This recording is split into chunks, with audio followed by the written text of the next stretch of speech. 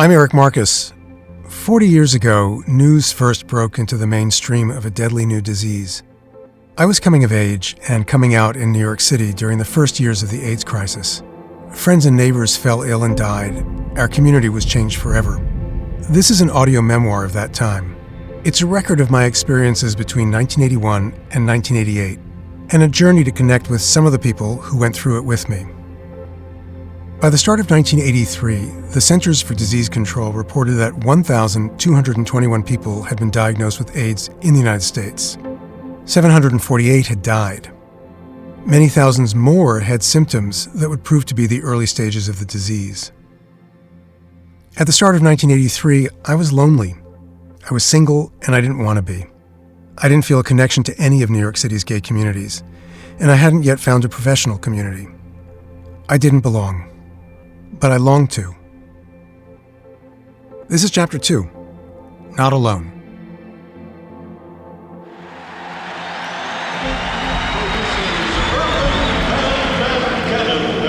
Proudly present the 113th edition of Ringling Brothers and Barnum and Bailey Circus, the greatest show on earth. It was my first time at the circus. April 30th, 1983, Madison Square Garden. I'm 24 years old, and I am not on a date. Barry is not my date yet. We haven't fallen in love yet. But we are at the circus together. We're at the very first big AIDS fundraiser in New York. A few early supporters of the gay men's health crisis got together and bought out a performance of the Barnum and Bailey Circus. The greatest show on earth wasn't prepared to officially host an event for this cause, but GMHC got around that by reselling the 17,600 seats to raise money and tackle the growing crisis. We're in a sea of gay men. When the ringmaster introduces Broadway star Patti LuPone, we lose it.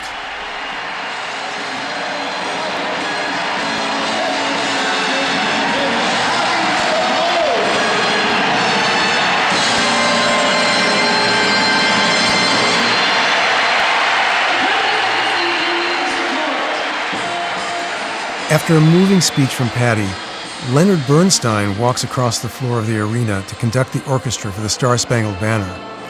Mezzo-soprano Shirley Verrett's voice fills the garden, joined by thousands of voices in the audience.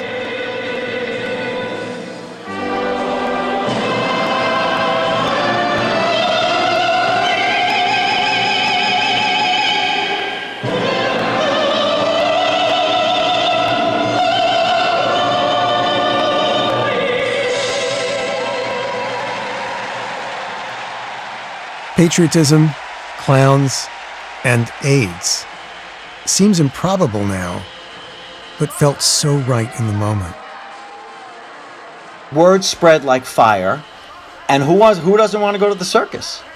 Hal Moskowitz started volunteering for the gay men's health crisis in the spring of 1983. His first job was helping to distribute tickets for the circus night. At the garden, the buzz was electric. There was a lot of cruising. There were quite a number of drag queens. I didn't go into the men's room, but I know people that did, and it was quite busy. It was a tea room. And when the show started, the Ringling Brothers performers were a little bit in shock, and you could see it on their faces, because we were cheering things that they never got cheered for before, like a headdress and a costume, and it took on a life of its own. There was also the fact that we knew that we were there to see a performance, but we were doing something bigger. The money that we paid for the tickets was for us. We knew that from this we were going to be able to do other things. What did you take away from that experience of seeing this community come together in a way I don't think it ever had before? That we weren't alone, that I wasn't alone. I mean, I truthfully, I have never been that frightened in my life, because by then people were having symptoms not saying anything to anybody about their symptoms because they didn't want anybody to know. They would wake up on a Monday arbitrarily with symptoms that felt like a cold was coming on. By Monday night, they had fever. By Tuesday morning, they couldn't breathe. By Wednesday, they were dead. It was that quick. And we couldn't find funeral home.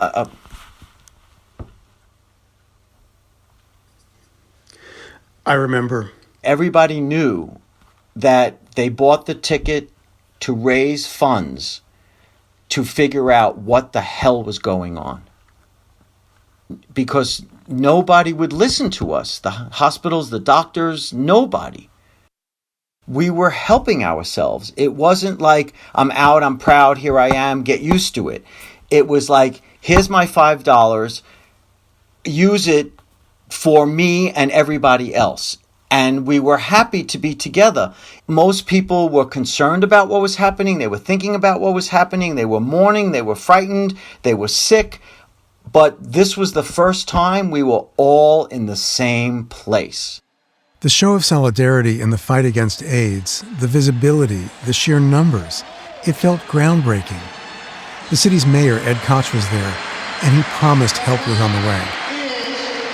That at the moment there are about 1,200 detected cases, 600 of them in New York City, and of the 600, about 140 are people who are in municipal New York City hospitals. We have to find the cure, and we have to find it quickly.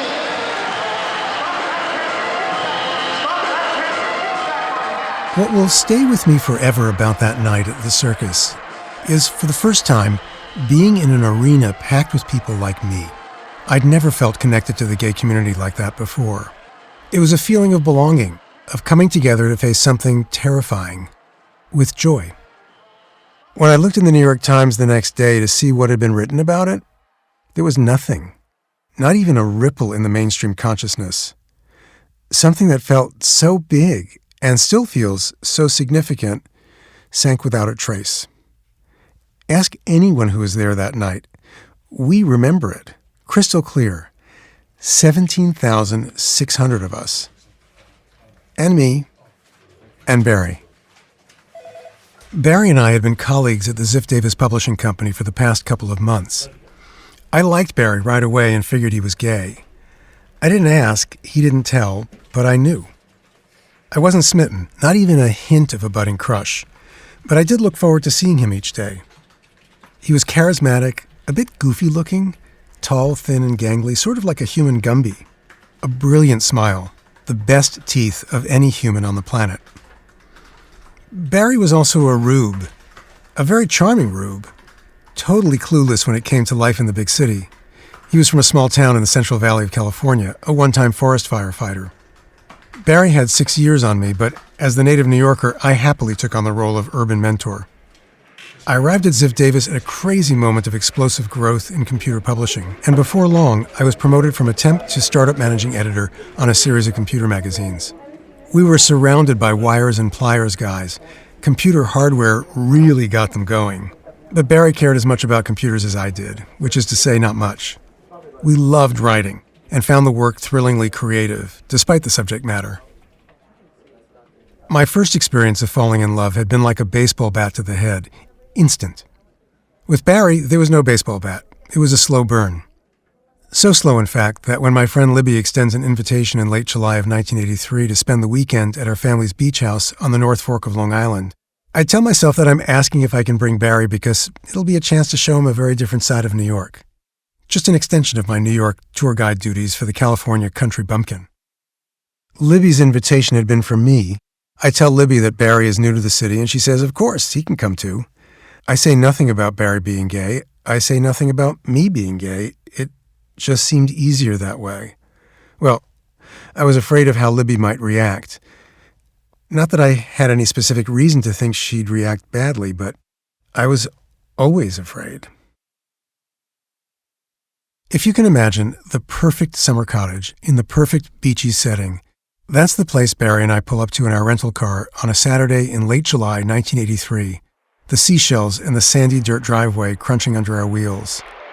Libby's family's beach house is nestled in pine trees on a bluff overlooking Peconic Bay, with a screened-in porch running the length of the cottage, enough rocking chairs for a dozen guests, and well-worn board games piled high on rattan coffee tables.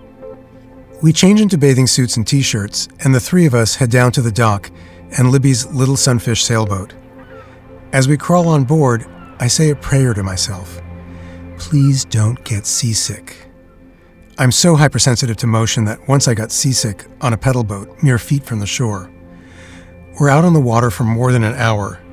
I successfully avoid seasickness, but not sunburn. So when Libby's dad calls to us from the dock taking drink orders, I'm ready for a gin and tonic and a shady spot on dry land. Barry and I exchange a glance.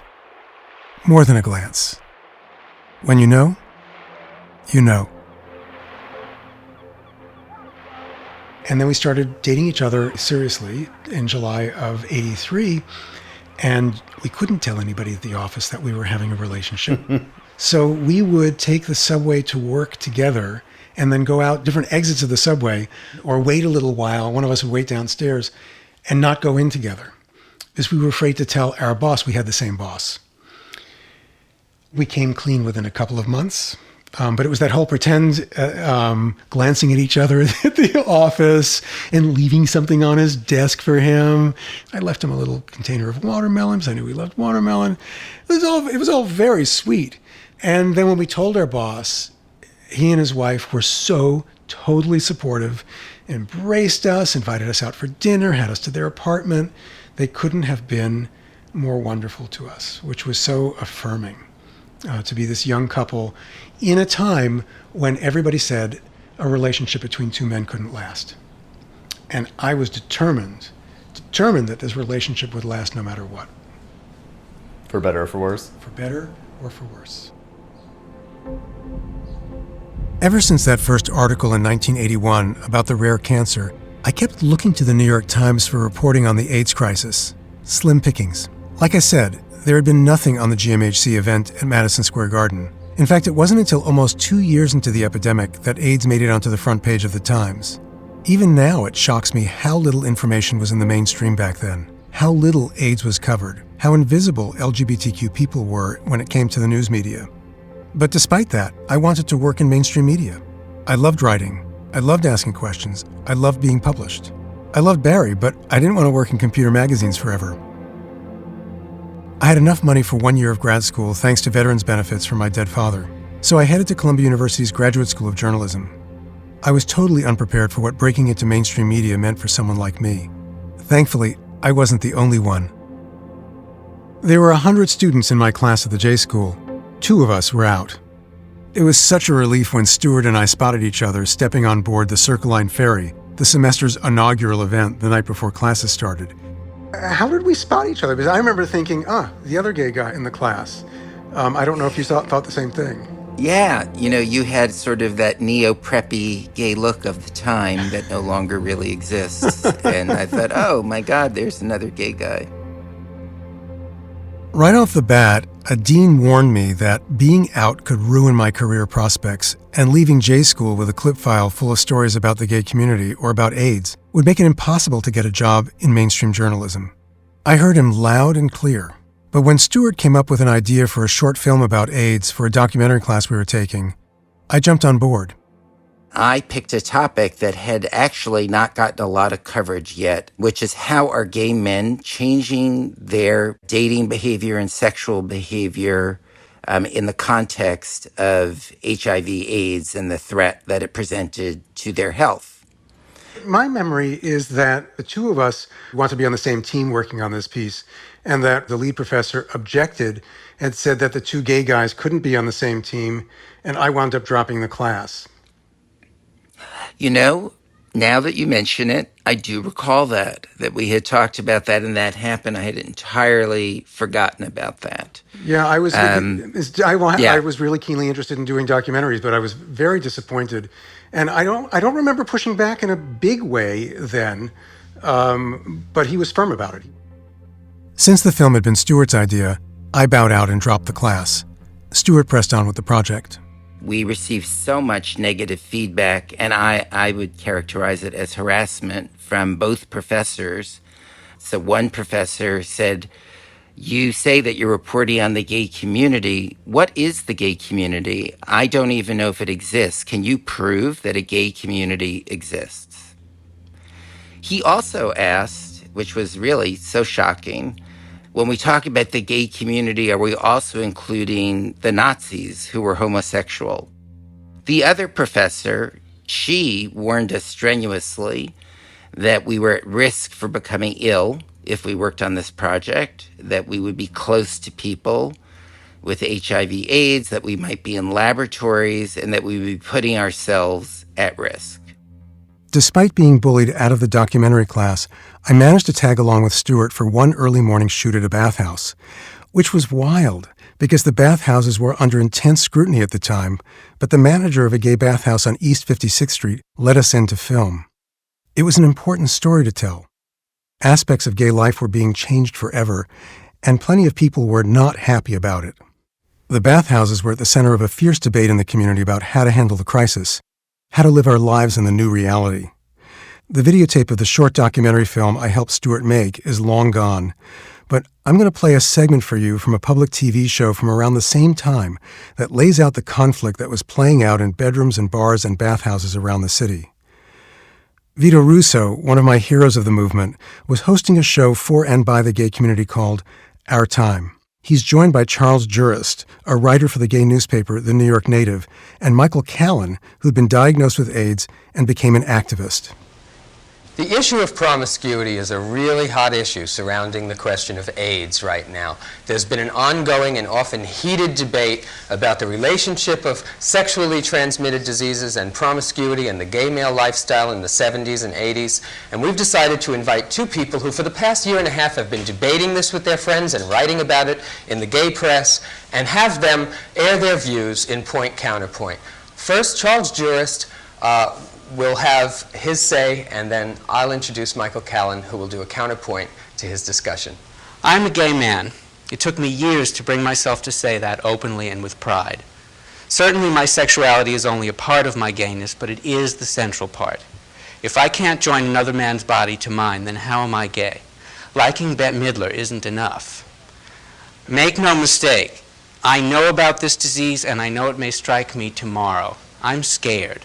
The crucial question is, how will I let my fear affect me? I know what I won't do. I won't give up the physical expression of intimacy. And in my sexual encounters, we won't start out with a health quiz, nor will we limit our lovemaking to certain acts. I refuse to treat my partner as a sick person or to present myself as one. To give up sexual communication out of the fear of physical illness and death is really to embrace another kind of death, the death of wholeness, the death of the spirit, in fact, the death of the self. Next, our guest, Michael Callan, who is one of the founders of a group called Gay Men with AIDS, will reply to this point of view. Promiscuity is a vague word which means different things to different people. But until we develop a better vocabulary, promiscuity remains the best word we have to describe the historically unique phenomenon of large numbers of urban gay men who have large numbers of different sexual partners in such commercialized settings as bathhouses, back rooms, bookstores, balconies, meat racks, and tea rooms. To those who wake up every morning and examine their bodies for KS lesions, to those who have seen friends and lovers and former tricks waste away like victims of Auschwitz, disfigured by disease, urban gay male promiscuity as we know it today has no defense. The political issues raised by promiscuity are important, but what civil rights do dead men have? As long as we continue to selfishly ask, is that man a health risk to me, without first asking, am I a health risk to him, we will never be free from the tyranny of AIDS. Like Michael Callan said, promiscuity did mean different things to different people. I have a correction to make. Last chapter, I said I'd slept with maybe 20 people by 1981. Well, that was an undercount. Dredging deeper through my memories in the small hours of a sleepless night recently, I counted up to 39. And I'm afraid even that number may not be definitive. But still, I didn't consider myself promiscuous. The only time I'd ever been in a bathhouse was to film that documentary with Stuart. Even though Barry and I had stood shoulder to shoulder at a packed Madison Square Garden, listening to the speeches of the GMHC fundraiser about a clear and present danger, an epidemic that was coming for all of us, we didn't talk about our sexual history, and we didn't talk about how we'd keep each other safe. Years later, we'd rack our brains to remember details of what we'd done in those first heady days and weeks together. Not out of nostalgia, out of fear. There were no safe sex guidelines for us to follow then, beyond what the experts were telling us at the time. Have fewer partners. We were doing that. We had found each other. And we made a commitment to be monogamous. So, 1983, it's like the beginning of like this huge shift in consciousness about AIDS and sexual health. You're also starting your career. You're at journalism school. You're also starting this relationship with Barry. Were you feeling overwhelmed? Like, what was your state of mind? Were you thriving on the chaos or thriving on the activity? I was so happy in the fall of 1983. It wasn't even journalism school. I was so happy to be in a relationship with someone I loved who loved me. We were crazy for each other. In some ways, both lost boys. His mother had just died. I had this terrible backstory, and I had always wanted a home. And we made a home together. And the AIDS crisis was not going to get in the way, and even classes didn't get in the way. I was really focused on making this home with Barry and having a relationship and being happy and not letting anything get in the way of that. Falling in love, moving in together, stripping 10 layers of paint off the ancient baseboards in our tenement building bedroom, and installing beige wall-to-wall carpeting. 100% wool. It was all I ever wanted. Making a home together, to love and be loved. Despite stuffing my fears and anxiety about the AIDS crisis into a box separate from the life I was trying to build with Barry, I couldn't totally ignore or suppress my need to know more about AIDS. I'm holding in my hand my clip file, and I did the cover story for New Brooklyn magazine, Staten Island magazine. At home in Chelsea, recording my oral history with my friend video journalist Shane O'Neill, I pulled out my clip file, the folder where I collected all my early articles and publications.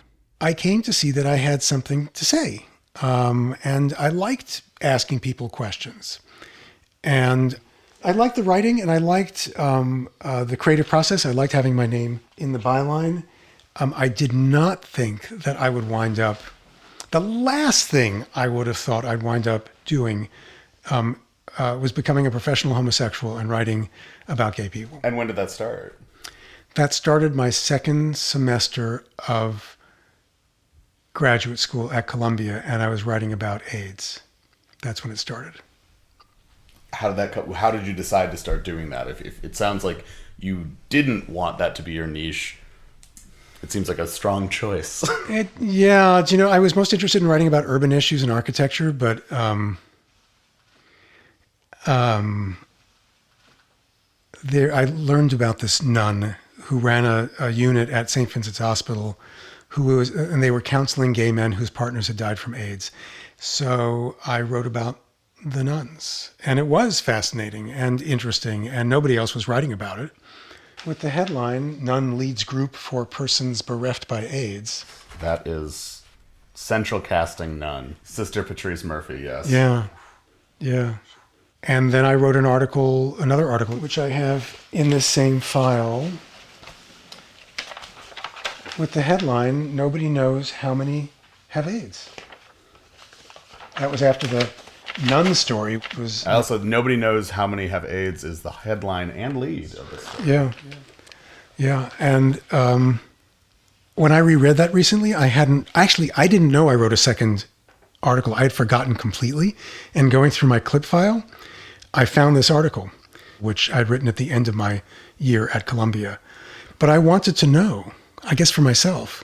I got to ask lots of questions about how many people had AIDS. And the scary thing was, nobody knew. In reading this article, I had forgotten how much I didn't know about the AIDS crisis in 1984. I only learned about ARC again, AIDS-related complex, in reading my own article this would have been the spring of '84. Reading that article 37 years after I wrote it, a few things jumped out at me. First, I could see that in my choice of subject, I was searching for answers, for myself. I hardly knew anything at the time about where the epidemic was going or whether Barry and I might be in danger. Facts were few and far between. I couldn't even find out how many people had AIDS. There wasn't a test yet, so it was all about symptoms. The person I interviewed at the Centers for Disease Control said about 3,000 people had been diagnosed. But the guy I spoke to who ran the gay men's health crisis said that was the tip of the iceberg, that he believed as many as 20 or 30,000 people had AIDS-related symptoms. AIDS-related symptoms. We'd gone from gay cancer to GRID to AIDS. Even once they'd settled on a name for the disease, defining the disease, diagnosing it, was a moving target. By this time, groups of scientists in the US and France had isolated the virus believed to cause AIDS, but they weren't yet certain. In 1984, the CDC didn't classify you as having AIDS until you had one or more specific opportunistic infections, like Kaposi sarcoma or pneumocystis pneumonia. So you had to be really sick before you were considered to have what was called full-blown AIDS. Then there were the people who had symptoms that were likely related to AIDS, from persistently swollen glands, fevers, and night sweats to a mouth fungus called thrush. People with these non-life-threatening symptoms were said to have AIDS-related complex, or ARC. It wasn't yet clear that almost all the people who had ARC would go on to get full-blown AIDS and die. At the end of my article, I quote the head of GMHC who says that the fact that many people may have a mild form of AIDS could be reassuring. He said, quote, "Maybe AIDS isn't as horrible as we think. Maybe the disease varies in the degree of severity." If only. For virtually everyone who had symptoms in those days, there was no such thing as a mild form of AIDS. Almost everyone who was infected got really sick and died. But we were still living in the land of maybe. We didn't know. And as my reporting showed me, there was no way of knowing then. The wait for answers would be deadly for many. My tentative steps in journalism school toward connecting my identity with my work stopped abruptly. About a month before I graduated from Columbia, I landed a job, not in journalism, and nothing to do with AIDS. I went to work for a politician, the borough president of Queens, as an assistant press secretary and speechwriter. I went back to the neighborhood where I grew up and went back into the closet. There was no way I could have gotten that job if I'd been out. Not in Queens, not in 1984. My life was about to become a split screen. The closeted person focused on my career, the person living out a fantasy of domestic bliss with Barry on the Upper East Side. And then there was the person who felt drawn to do something in response to the growing epidemic facing my community. Next time.